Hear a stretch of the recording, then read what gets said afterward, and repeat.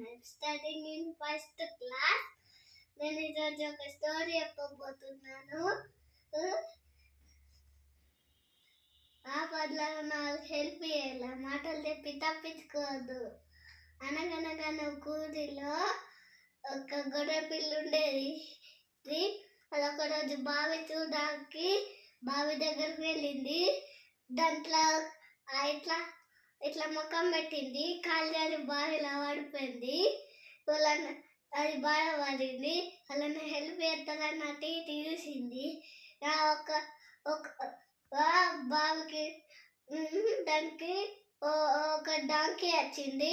Donkey help చేస్తావా అంటే అడా నీ కాళ్ళ దగ్గర స్టోన్స్ ఉన్నాయిగా, అవి ఎక్కి పైనకు రా అని చెప్పింది.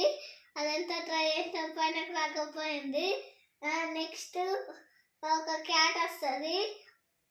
క్యాట్ హెల్ప్ చేస్తావా అంటే అక్కడ అక్కడ బావి పక్కన ఇటుకెళ్ళి ఉన్నాయిగా, వీటి మీద కాలు పెట్టి పైకి రా అంటే అన్నిసార్లు ట్రై చేస్తాను, పైకి రాకపోయింది. నెక్స్ట్ ఒక డాగ్ వస్తుంది. డాగ్ హెల్ప్ చేస్తావా అంటే హెల్ప్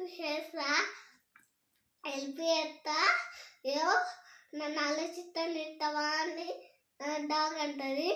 ఆ డాగ్ ఒక ఐడియా వస్తుంది. ఆడ పక్కకి బకెట్ ఉంది, ఆ బావి పక్కకి. ఆ బకెట్ వేస్తాను, బయటికి రా అని చెప్పింది.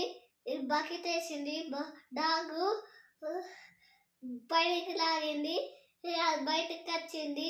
గొర్రె పిల్ల థ్యాంక్స్ డాగ్ అని చెప్పింది.